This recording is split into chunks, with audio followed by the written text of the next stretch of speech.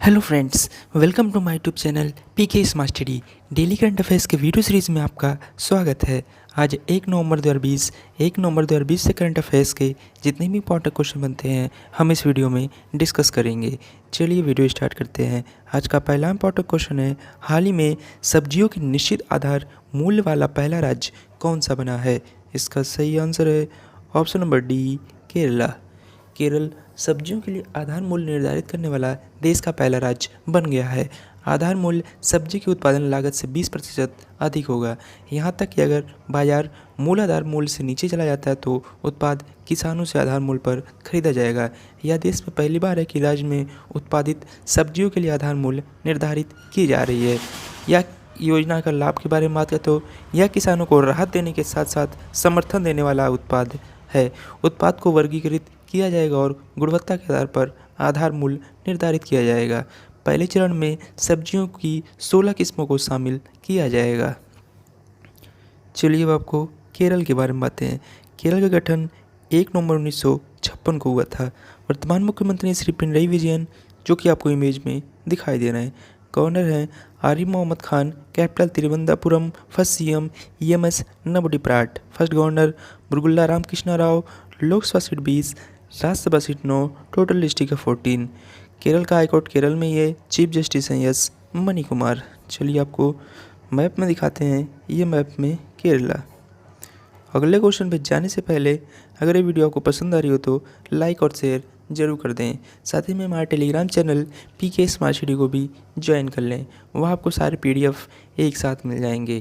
Question number 2, हाल ही में किस राज्य सरकार ने 600 रुपये में कोरोना टेस्ट करने का फैसला लिया है? इसका सही आंसर है option number B, Uttar Pradesh. Uttar Pradesh में चिकित्सा शिक्षा विभाग के अंतर्गत आने वाले सभी मेडिकल कॉलेजों और चिकित्सा संस्थानों में आने वाले ऐसे मरीज जो कोरोना पीड़ित न होकर किसी दूसरी बीमारी के इलाज के लिए आए, उनकी इलाज से पूर्व दी जाने वाली कोरोना जांच में सस्ती कर दी गई है। इसके तहत जहां नॉन कोविड केयर के मरीजों की कोरोना वायरस की RT-PCR जाँच में 60% की कमी करते हुए 600 रुपये निर्धारित कर दी गई है। अभी तक ऐसे मरीजों को कोरोना टेस्ट के लिए 1500 रुपये देने पड़ते थे। चलिए अब आपको उत्तर प्रदेश के बारे में बातें हैं। उत्तर प्रदेश का गठन 26 जनवरी 1950 को हुआ था।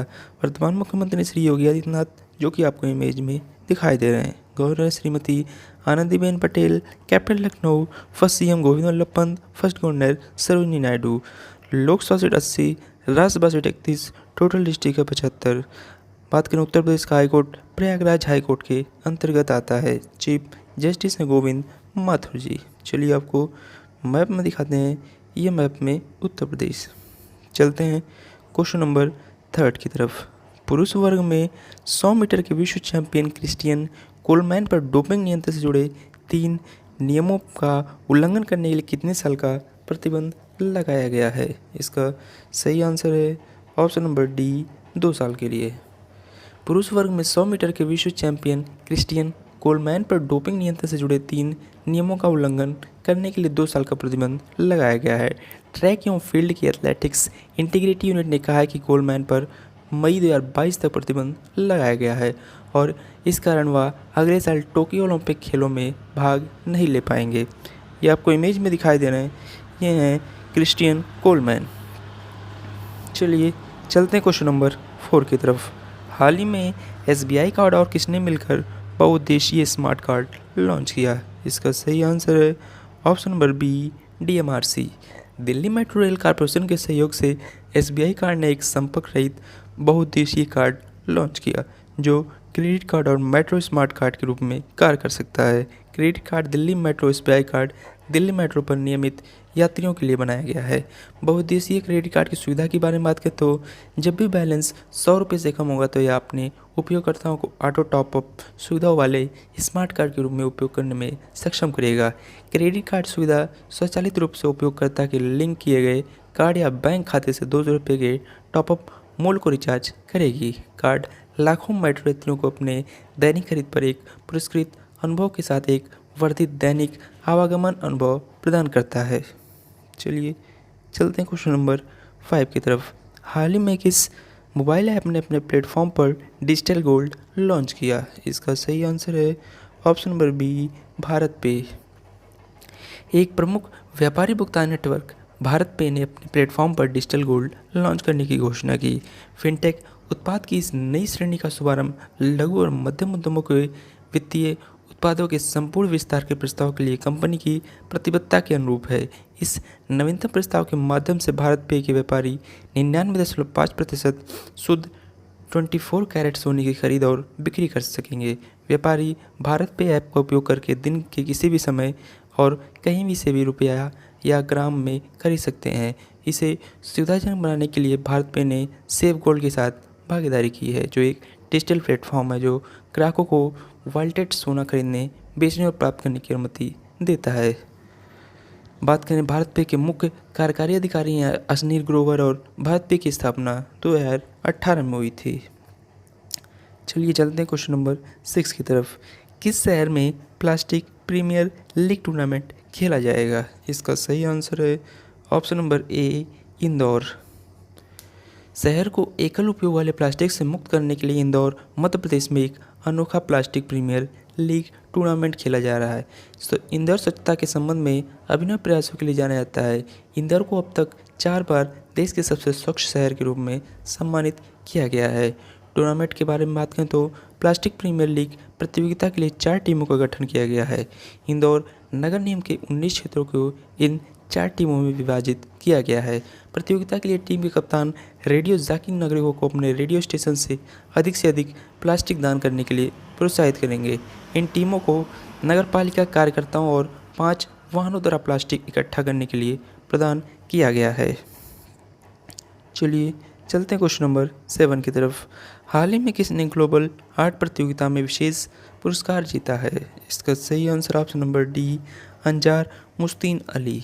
भारतीय सांस्कृतिक संबंध परिषद ICCR द्वारा आयोजित वैश्विक कला प्रतियोगिता में एक 6 वर्षीय बांग्लादेशी लड़के अंजार मुस्तीन अली ने अपनी कलाकारी के लिए USD 1000 का विशेष पुरस्कार जीता है। ICCR ने United against corona express through art नाम से एक वैश्विक पेंटिंग प्रतियोगिता शुरू की थी। इससे दुनिया भर से 8000 कलाकृति प्रविष्टियों को आकर्षित किया गया था। प्रतियोगिता के पहले दौर के बाद 210 कलाकृतियों को शॉर्ट लिस्ट किया गया। चलिए चलते हैं क्वेश्चन नंबर 8 की तरफ। केंद्रीय मंत्रिमंडल ने भारत और किस राष्ट्र के बीच स्वास्थ्य और चिकित्सा के क्षेत्र में समझौता ज्ञापन पर हस्ताक्षर करने की मंजूरी दी है? इसका सही answer option number D, Cambodia.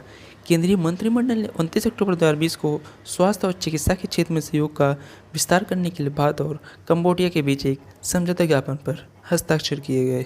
चलिए चलते हैं क्वेश्चन नंबर 9 की तरफ। हाल ही में किस पुरस्कार विजेता लेखक और संपादक का निधन हो गया? इसका सही आंसर है option number D, Daniel Menaker. Daniel Menaker एक पुरस्कार विजेता फिक्शन और नॉन फिक्शन के लेखक और द न्यूयॉर्कर और रैंडम हाउस के एक लंबे समय के संपादक, जिन्होंने Alice Munro, Salman Rushdie, Colum McCann और कई अन्य लोगों के साथ काम किया, उनका निधन हो गया। डेनियल मैनेकर कई पुस्तकों के लेखक थे, जिनमें संस्मरण माई मिस्टेक और कॉमिक मनोवैज्ञानिक उपन्यास द ट्रीटमेंट शामिल है, जिसे 2007 में क्रिस एगमैन और इयान ओल्म अभिनीत फिल्म में रूपांतरित किया गया था। उन्हें ओ हेनरी पुरस्कार विजेता शीर्षक गाने द ओल्ड लेफ्ट के लिए भी जाना जाता था। ये आपको इमेज में दिखाई दे रहे हैं, ये थे डेनियल मैनेकर। चलिए चलते हैं क्वेश्चन नंबर 10 की तरफ। चीन किस क्षेत्र में दुनिया का सबसे अधिक ऊंचाई वाला क्लाउड कंप्यूटिंग डाटा सेंटर बना रहा है? इसका सही आंसर है ऑप्शन नंबर डी, तिब्बत। चीन तिब्बत में दुनिया का सबसे ज़्यादा ऊंचाई वाला क्लाउड कंप्यूटिंग डाटा सेंटर बना रहा है। यह डेटा केंद्र चीन और कुछ अन्य दक्षिण एशियाई देशों जैसे नेपाल, बांग्लादेश और पाकिस्तान की डेटा भंडारण जरूरतों को पूरा करेगा। चलिए चलते हैं, आपको चाइना के बारे में बात हैं। चाइना की कैपिटल है बीजिंग, प्रेसिडेंट है जी जिनपिंग, जो कि आपको इमेज में दिखाई दे रहे हैं। करेंसी है रेनमिनबी। National 1 October. बात करें world's largest standing army China की है। वर्ल्ड्स लार्जेस्ट इकोनॉमी चाइना की है। वर्ल्ड मोस्ट पॉपुलेशन कंट्री आपको पता ही है। चाइना के नेशनल गेम की बात करें तो टेबल टेनिस, बर्ड है white giant panda, flower plum blossom, parliament नेबर नेशनल पीपल्स कांग्रेस। चलिए आपको मैप में दिखाती है, मैप में चाइना। चलते हैं क्वेश्चन नंबर 11 की तरफ। 7 नवंबर 2020 को इसरो द्वारा किस उपग्रह का प्रक्षेपण किया जाएगा? इसका सही answer option number B EOS-1। भारतीय अंतरिक्ष अनुसंधान संगठन इसरो आने वाली 7 नवंबर 2020 को PSLV C49 में प्राथमिक उपग्रह के रूप में अर्थ ऑब्जर्वेशन सैटेलाइट यानी कि EOS-1 और 9 कस्टमर सैटेलाइट्स का प्रक्षेपण करेगा। चलिए अब आपको इसरो के बारे में बातें हैं। इसरो का गठन 15 अगस्त 1969 को हुआ था। इसरो का full form Indian Space Research Organisation. Headquarter Bengaluru. Chairman है के सिवान, जो कि आपको इमेज में दिखाई दे रहे हैं। फाउंडर है विक्रम साराभाई, जो कि पहले चेयरमैन भी थे। First mission lunar, first satellite Aryabhata. चलिए आपको ले चलते हैं आज के लास्ट क्वेश्चन की तरफ। भारत ने किस राष्ट्र की सशस्त्र सेना से 11,000 कोल्ड वेदर क्लॉथिंग सिस्टम खरीदे हैं? इसका सही आंसर है option number C United States यानी कि संयुक्त राष्ट्र। भारत ने लद्दाख में वास्तविक नियंत्रण रेखा एलएसी के साथ लगे फ्रंट क्षेत्रों में तैनात अपने सैनिकों के लिए संयुक्त राज्य अमेरिका यानी कि USA extended cold weather clothing system ECWCS के 11,000 सेट खरीदे हैं। चलिए चलते हैं पिछले दिन के वन लाइनर करंट अफेयर्स की तरफ। आंध्र प्रदेश राज्य सरकार ने बिना परमिट के राज्य में शराब ले जाने पर प्रतिबंध लगा दिया है। यशवर्धन कुमार सिन्हा को नए मुख्य सूचना आयुक्त के रूप में नियुक्त किया गया है। तेलंगाना राज्य सरकार ने भूमि और संपत्ति पंजीकरण के लिए धरणी पोर्टल लॉन्च किया।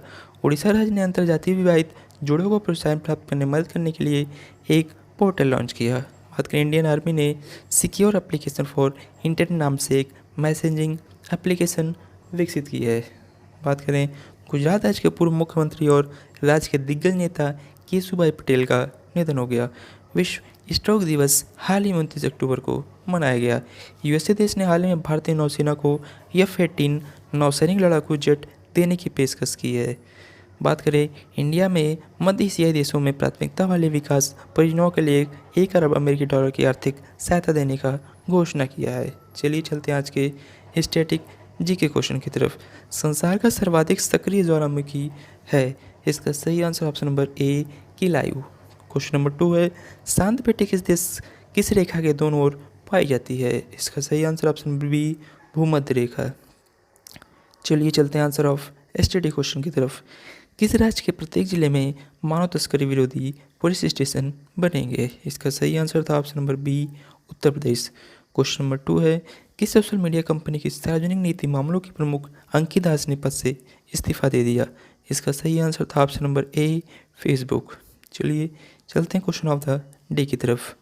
UN global climate action award 2020 किसने जीता है? क्वेश्चन नंबर 2 है हाल ही में किसने चौथे इंडिया एनर्जी फोरम का उद्घाटन किया? इन दोनों क्वेश्चंस का आंसर आपको कमेंट बॉक्स में कमेंट करके बताना है। ऐसी डेली करंट अफेयर्स के वीडियो के लिए आप अपने चैनल PK स्मार्ट को सब्सक्राइब करें। वीडियो अच्छी लगी हो तो लाइक और शेयर जरूर करें। Thank you.